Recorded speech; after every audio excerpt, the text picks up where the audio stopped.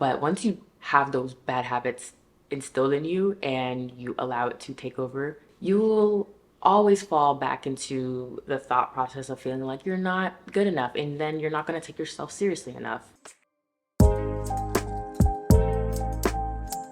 I have not been taking myself seriously enough. I am still falling into bad habits, namely overthinking, imposter syndrome, holding myself back, despite having all of the things in place to sort of help propel me to the next level. The common denominator is the fact that I don't feel like I'm worthy.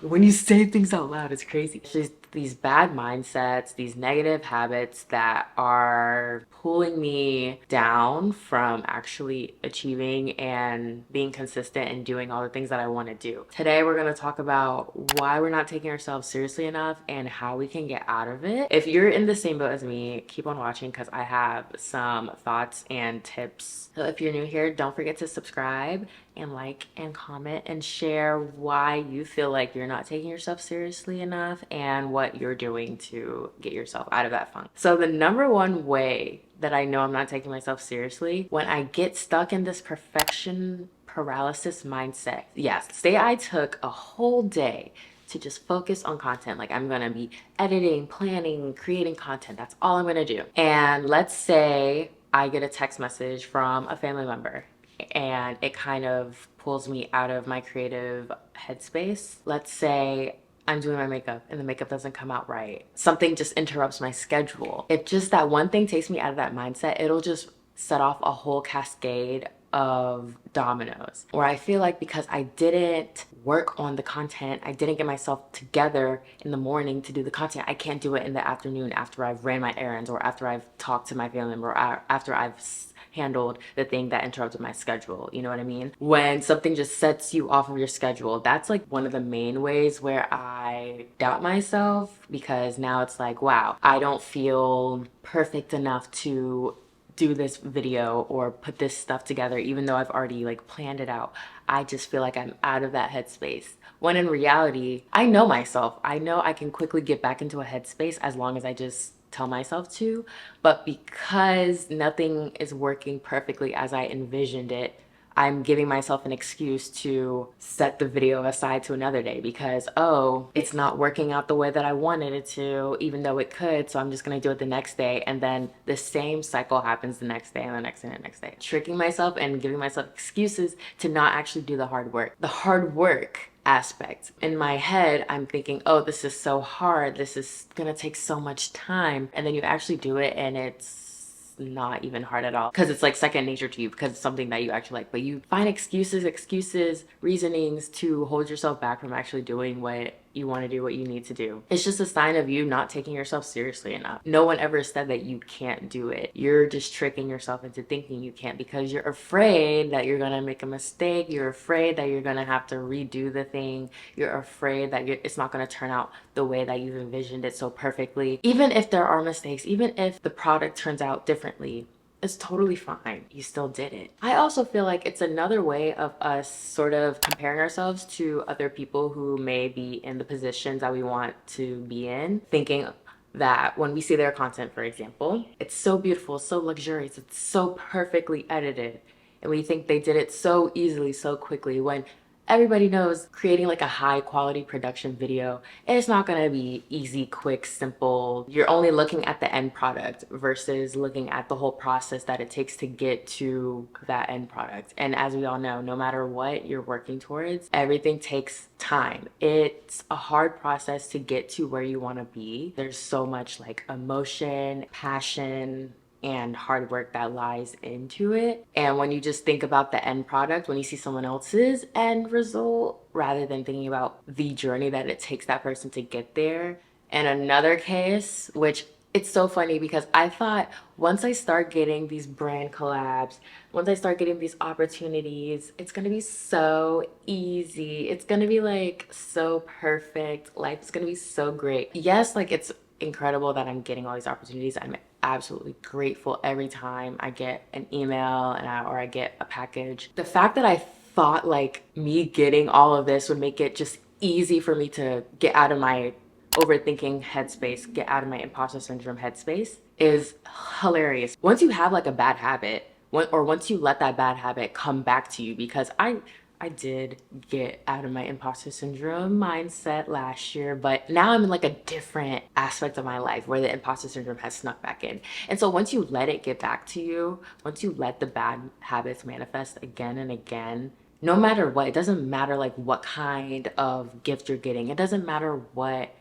area of life you're in. Maybe you're at where you want to be, but once you have those bad habits instilled in you and you allow it to take over you, you will always fall back into the thought process of feeling like you're not good enough, and then you're not going to take yourself seriously enough. So some solutions, because solutions is what we like over here. It's great to have a plan. It's great to have everything laid out so you can see your future. You can see the steps you need to take to get to where you need to go. We love a GPS, but you just need to do it. You you just have to push yourself and do it, because if you sit around, tell yourself you need to write down a plan, but you don't write down that plan, and then you say, oh, I'm going to do it tomorrow, and then you don't, and the cycle continues, you're never going to get anything done. Ripping the band-aid off is never easy. It's never 100% painless, but you have to push yourself some way, somehow, or you're never going to get anything done.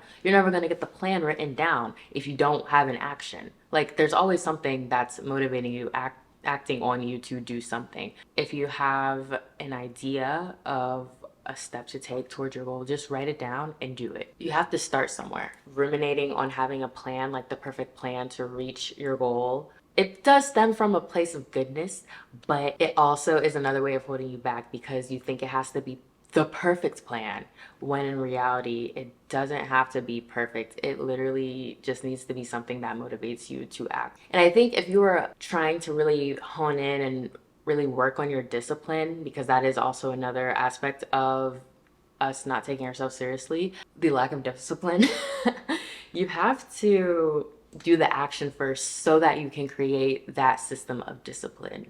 You have to teach your body, teach your mind to do these habits in a routine based way. You need to teach yourself how to do something consistently so that you can actually then have like the foundation to create the plan from, if that makes sense. Nothing that's worth it comes easy. Anytime we do something that's hard and then we start to see the benefits of it, there is such a joyous feeling. Like when you go to the gym, when I started being consistent with my fitness, it was painful at first. Like the Stairmaster, that's where I do my like warm-ups when I'm in the gym. Stairmaster for like 5 minutes was so painful. Like I remember when I started doing it, I would be in so much pain. I'd be so out of breath. Now when I'm at 5 minutes, like yeah, it still hurts, but like I can feel myself just saying like, oh, this is way easier than I thought. Yeah, it's painful, but I can keep going. I can keep going. And you just push yourself and you just feel proud of yourself. It's just that moment of pride. So, yes, have a plan, but you just need to act and go. But also, caveat, but also number two, baby steps. Like, if you are someone who needs to have a plan, this is how you can get around having a plan and still have something like written out. I would suggest writing out your top 3 priorities, depending on what you are trying to work on and kind of feel more confident in so that you are taking yourself more seriously. This could be just your top 3 priorities for the month, your top 3 priorities for a specific goal, and have it somewhere where you'll always see it. So it could be on your phone. It could be, if you ever watched Being Mary Jane, she would always have the sticky notes on her mirrors or on her walls, like all around her. You could do that. You could have a sticky note somewhere in your bathroom or in your kitchen. It could be on your computer, like a vision board. It could be in your Notion. It could be in your Google Calendar. Wherever you know you'll be looking at something, definitely have your top 3 priorities laid out there, either for the month, like I said, or for a specific goal, or for both. I definitely have my 3 priorities or my whatever priorities it is for the goal or the month laid out, and it helps you just stay focused and aligned on what you're looking for and what you're moving towards. I would say it's very important to try one habit every like 2 to 3 weeks, because I remember the saying, I don't know if this is scientifically correct, but it takes 21 days to build a habit. Look, I feel like there's a lot of merit to that. I think every time I've stayed consistent with a habit for like at least 2 weeks, that habit is like stuck in me unless I go travel for like 3 weeks and then it kind of just gets shifted out and I have to, get used to it again. Focusing on one habit each time that allows your brain to really stay layered in, zoned in on that habit so that you can really get down to the nitty gritty of getting that habit ingrained into you. And then once like you hit that moment where that habit is just kind of like second nature in a way, layer on another habit that you really need in your life to help you feel like focused and confident so that you can take yourself more seriously. For me, it was getting back into waking up early because I know that when I wake up early and I do some kind of movement and I journal, I read, I get my headspace together, I always have a better day. I realize though, I really do need to like include movement into my mornings because I can wake up early and then do like content work or something. But if I don't do movement, it does not give me the energy, it does not give me the motivation to feel like focused throughout the day. That's why I really enjoy building a habit every 2 to 3 weeks. Really just warps your body and really tricks your body into behaving more healthy. Like the dream person that you're trying to be, or the person that you know you need to be to take yourself more seriously when it comes to different goals, you cannot take those next steps if you are staying in these bad habits because you'll never become that person. You'll never evolve into that person because that person is still you. It's not a different person. It's just another layer, another era of you because we're always changing. Humans are always evolving.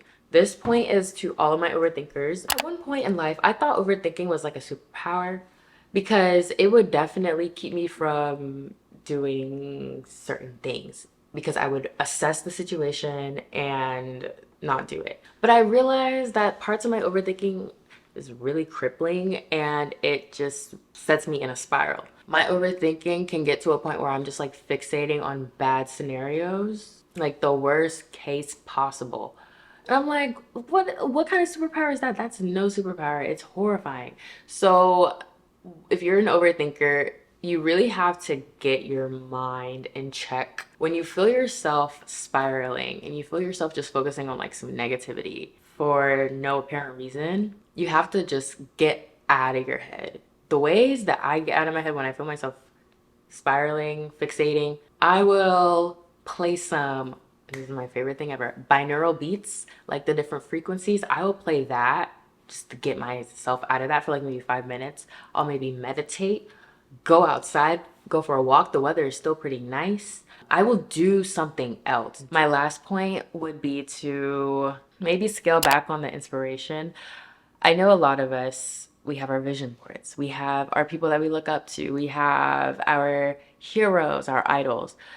And it's great to be inspired, but there can be a point where that inspiration really channels into living vicariously through someone else's life, living vicariously through someone else who kind of lives the lifestyle that you're seeking and who is someone that you believe is taking themselves seriously and actually achieving all of their dreams. There are things that you can emulate from that person, but you cannot be that person. They are a whole different person. They're a whole different being. They have their own dreams and goals and things that they want to achieve.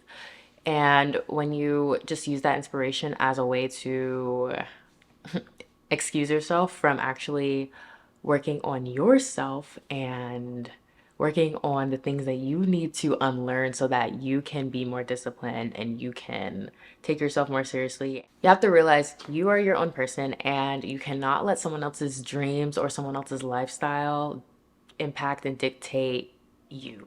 But there's a time and place to be inspired by people, and then there's a time and place to get shit done. But at the end of the day, you have to remember that that person that you're inspired by, they made a lot of mistakes as well. They also had their fears. It's okay to sit in that fear. It's okay to make a mistake because that's the only way you can be confident in yourself, by making a mistake and realizing that you survived, and by making a mistake and seeing that you can learn from things and you can grow. So with that being said, I hope that we are able to take ourselves more seriously. The sun is setting, so I'm going to sign off here. But thank you so much for watching, and I will talk to you later.